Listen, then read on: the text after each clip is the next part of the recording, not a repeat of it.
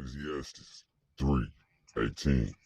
I said in my heart regarding the subject of the sons of men and women, God is trying, separating and sifting them, that they may see that by themselves, under the sun, without God, they are but like beasts.